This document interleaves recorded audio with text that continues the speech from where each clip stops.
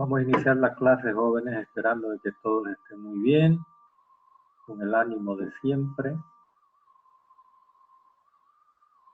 cuidándose sobre todo, y por supuesto, creo que todos están conscientes de que nadie puede establecer cuándo reiniciamos clases presenciales. Sin embargo, ya también conocen que mientras vamos a tratar de ir avanzando, no al ritmo que uno esperaría, pero por lo menos para que cuando nos toque retornar, no estén tan apretados con tantos trabajos y avances, ¿no es cierto? Así que hoy vamos a ver lo que es el tema de fisiología de gramíneas, entendiendo de que ustedes ya han hecho un trabajo práctico, saben diferenciar lo que es una gramínea de forrajeras de hoja ancha, donde están incluidas las leguminosas.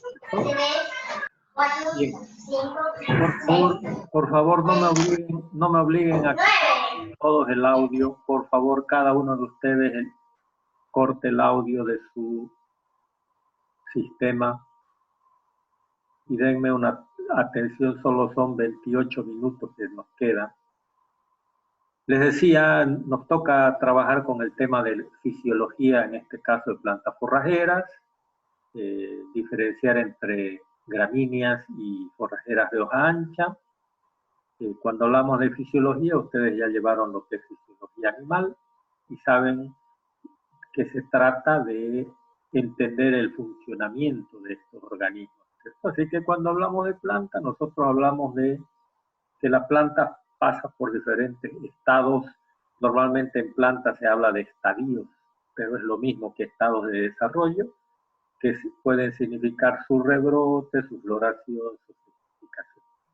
Por supuesto, lo que tenemos que entender también es que esos estados o estadios de desarrollo de una planta están en función al clima, sobre todo en función a la humedad, en función a los nutrientes, ¿no? Recordarles que cuando hablamos en el caso nuestro de gramíneas forrajeras, nosotros habíamos definido, esto en realidad es un macoyo está constituido por el tallo, sus hojas y si llega a floración, la floración. Luego de que a partir de una semilla y de un macoyo, cuando va tomando fuerza la planta, comienzan a salir nuevos macoyos. O sea que una planta de una gramínea forrajera en realidad es un conjunto de macoyos. Normalmente a veces ustedes van a leer, dice una mata, quiere decir un conjunto de macoyos.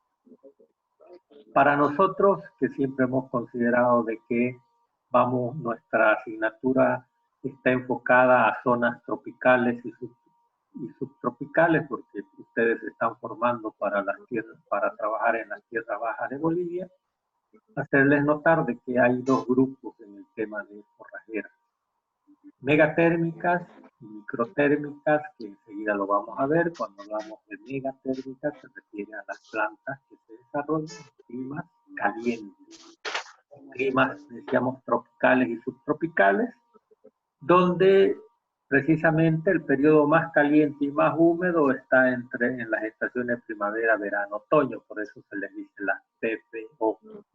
Y estamos hablando del grupo C4. Ya les voy a dar un pequeño práctico para que entiendan lo que es el grupo C4.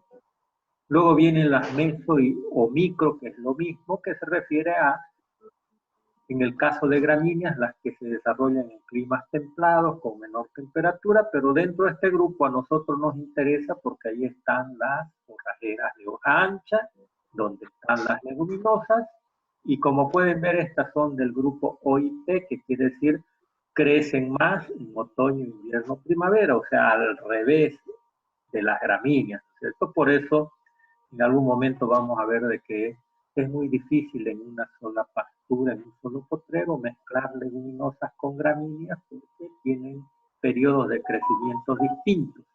Aunque ustedes ya también saben de que las leguminosas, las plantas de hoja ancha, son las que proveen proteínas, son más proteicas, mientras que las gramíneas son más energéticas. Entonces, lo ideal sería tener ambas juntas en un solo potrero para tener, como en el caso nuestro, la dieta de carne con el acompañamiento que puede ser arroz, fideo, lo que venga. Entonces, eso es importante entender dentro de la fisiología. También importante mencionar de que en el desarrollo o la fisiología de gramíneas, las hojas que salen primero durante el rebrote son las que van quedando abajo y son las que terminan envejeciendo primero, y es parte de la dinámica de crecimiento, ¿no? Nosotros en el tema nuestro, cuando hablamos de forrajeras, hablamos de que una planta forrajera pasa por dos estados de desarrollo. Como pueden ver, tenemos el vegetativo y el reproductivo. Como su nombre lo indica, vegetativo se refiere a todo el tiempo en que esa planta está creciendo sin que lleguen a aparecer sus órganos reproductivos. Por eso dice vegetativo. Elementalmente es la época, el periodo en que nosotros usamos más a través del pastoreo, ¿no?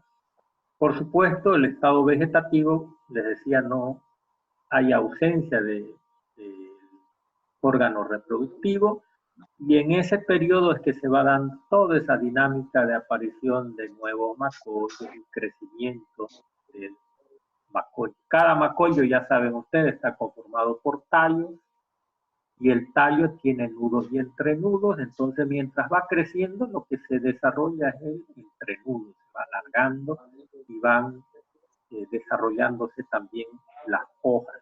Entonces es un tema muy dinámico que espero que lo podamos ver con mayor detalle en una práctica, ¿ya?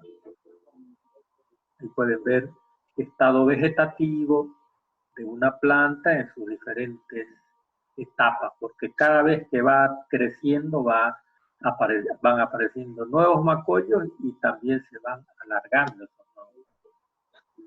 El estado reproductivo, clarísimo, el término lo dice, cuando ya la planta llega a mostrar su inflorescencia. Nosotros normalmente deberíamos usar el término de panoja, pero con que ustedes entiendan de qué es la floración, perfecto. Ese es el estado reproductivo. Por supuesto, dentro de todas esas características que ustedes creo que ya lo han podido ver y dibujar, las gramíneas tienen raíces adventicias, de ahí les decía, van formando macollos, es un conjunto de macollos, y lo que un poquito vamos a insistir es que en la medida que un macollo va tomando altura, va acumulando biomasa, va acumulando fibra, se va haciendo menos digestible. Por eso siempre vamos a hablar de todo este tema en lo que es el manejo del pastoreo, ya, porque tenemos que tratar de aprovechar nuestras pasturas en el mejor estado, digamos, que tiene que ver con un buen contenido proteico, obviamente con buena disponibilidad de biomasa, que haya buena cantidad de carbohidratos y que tenga buena digestibilidad. Por eso mencionarles de que todos los nuevos materiales, normalmente hablamos de nuevas especies o nuevas variedades de forrajeras, y son las gramíneas las que más salen, las que más llegan.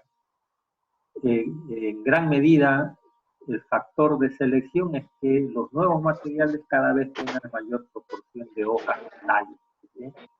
Creo que en la primera clase les había mencionado de que lo que los animales buscan comer o consumir en un potrero son las hojas verdes, y es el componente más nutritivo y más digestivo, ¿no? Dentro de esas características también se menciona en el tema de que las gramíneas crecen muy rápido, y eso hace de que también muy rápido las hojas se maduran y pierden valor nutritivo. Caso contrario, las leguminosas, varios estudios demuestran de que aunque la hoja se envejezca, o se haga un poquito más madura, su contenido proteico no cambia tan rápido como la gramínea.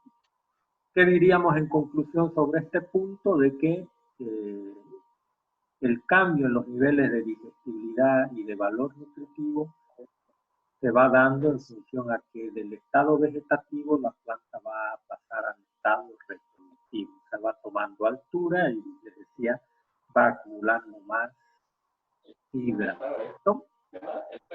También indicar de que, miren, nosotros tenemos en nuestra zona tenemos fácilmente más de 30 materiales, solo hablando de la. Está ocupada ahorita. Hola. Ya, les decía de que en nuestra región tenemos más de 30 materiales para cultivar solo en el caso de gramíneas, y cada material tiene su propia característica agronómica.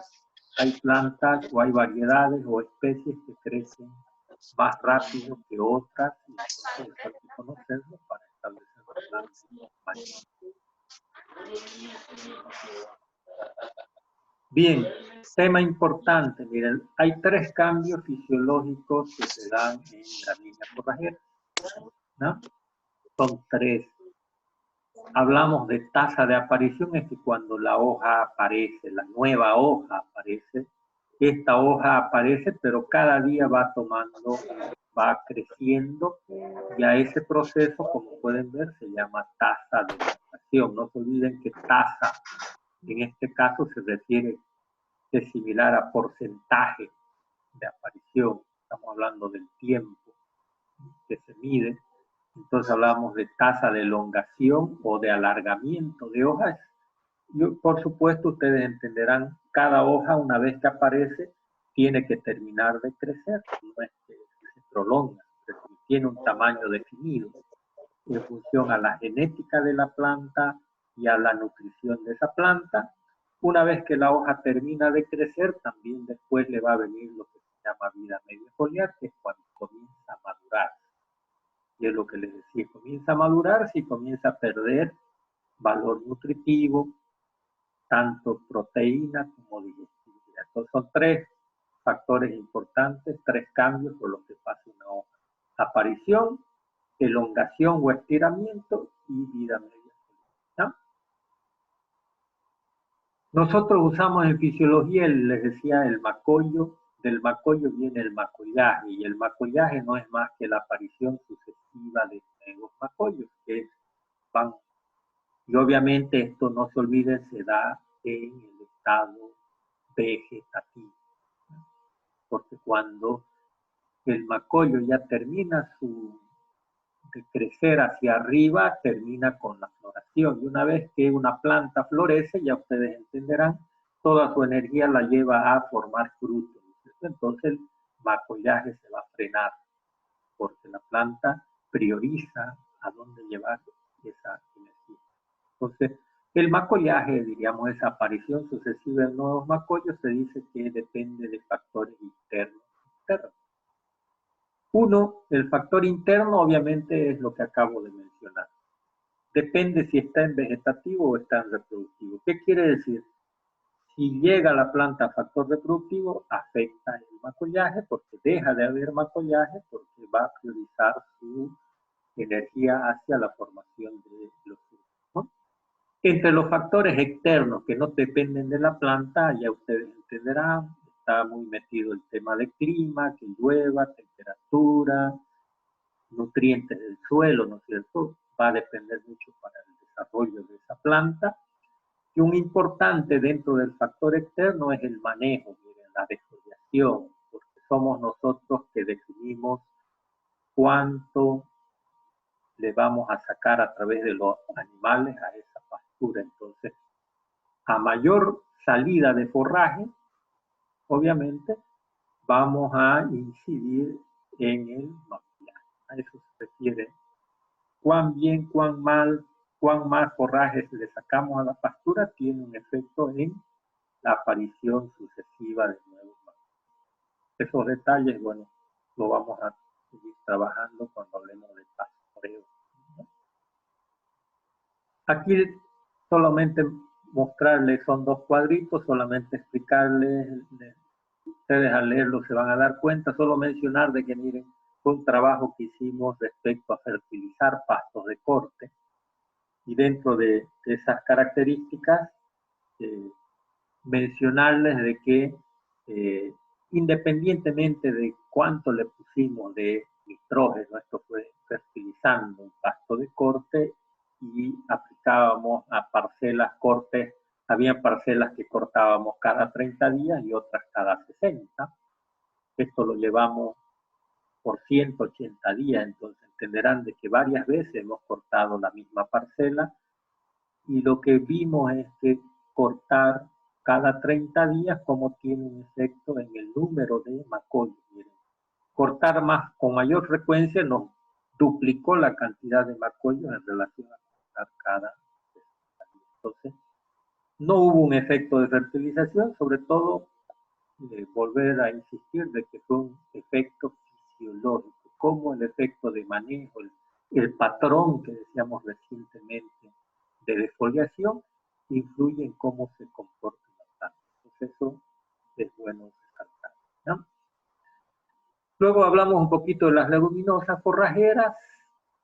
Obviamente, volver a insistir de que las leguminosas también pasan por un estado vegetativo y por un estado reproductivo. Los dos estados principales, obviamente ya saben, reproductivo cuando aparece la floración, como pueden ver ahí en la imagen. ¿Qué podemos destacar de las leguminosas? Son plantas que se dice de que fijan nitrógeno, fertilizan el suelo, porque en sus raíces tienen unos nodulitos donde concentran y fijan el nitrógeno atmosférico. Entonces tienen esa ventaja. Luego de que son portadoras, diríamos, de mayor porcentaje de proteína a nivel de su hoja. Entonces, en el caso de ejemplo, representa la carne en una dieta, ¿no es cierto? Como cuando nosotros esperamos siempre carne y un componente energético para una dieta más balanceada. Otro aspecto que yo ya les había mencionado, todo este grupo de leguminosas forrajeras corresponden al grupo de plantas que desarrollan mejor en primavera, verano, otoño, que son las OIT. Perdón, al revés, ¿no? Otoño, invierno, primavera, al revés de primavera, verano, otoño, ¿no es cierto? Entonces, al revés de las gramíneas, ¿ya? Entonces, hay que tomarlo en cuenta. Otro aspecto importante es, decíamos, cómo vamos a ir calificando, seleccionando qué tipo de leguminosa nos conviene o para los que están haciendo mejoramiento, para ver qué le buscamos para que sea una buena forrajera. La dinámica de rebrote es que crezca rápido, eso es importante, que se elonguen con lo más rápido posible, aunque ustedes entenderán, les voy a dar ya el práctico cuando vean la diferencia entre el grupo C3 y la C4. Obviamente ahí se ve de que este grupo de C3, que son las leguminosas y otras forrajeras de hoja ancha, crecen más lento que las gramíneas. Sin embargo, hay otras variables, por ejemplo, se puede buscar leguminosas que soporten bien el pastoreo, que tengan capacidad para pasar sin mayores problemas estrés hídrico, o sea, periodos secos, estrés térmico, que es un tema muy característico de esta época, donde a veces estamos en 32, 34 grados, llega el sur y nos baja a 12, a 14, entonces, que sean plantas que estén con capacidad de resistir esos cambios, leguminosas que puedan desarrollarse en suelos relativamente pobres. El ciclo de vida se refiere a que puede haber leguminosas de un ciclo anual, bianual o perennes. El hábito de crecimiento se refiere a que hay leguminosas de porte pequeño, rastreras, arbustivas, arbóreas, entonces hay una diversidad de tamaños en función a su especie o variedad, ¿cierto? También se habla de que sea una planta, una variedad o especie que pueda competir, sobre todo cuando hablamos con maleza, ¿no? Entonces son todas estas variables que se toman en cuenta para seleccionarlas e identificarlas como un buen recurso.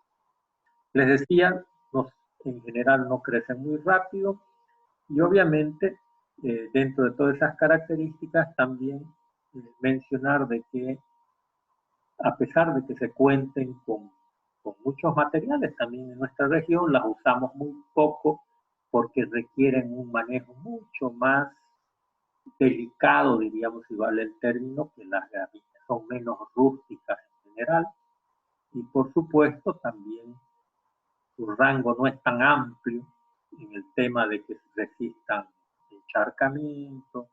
Hay muchos problemas con el tema de suelos ácidos, hay muchos problemas, incluso la mayoría son sensibles al fuego, entonces son factores que tienen que ver con su capacidad de establecerlas, de manejarlas y que duren muchos años. Finalmente, mencionarles de que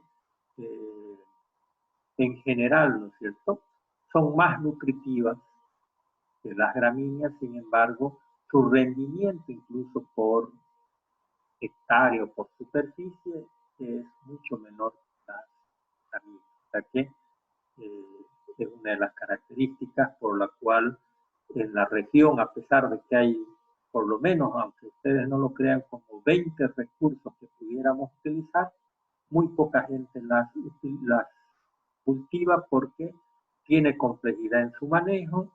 Luego también estamos en una zona donde hay bastantes subproductos que vienen de la agricultura y que reemplazan el requerimiento proteico, ¿no?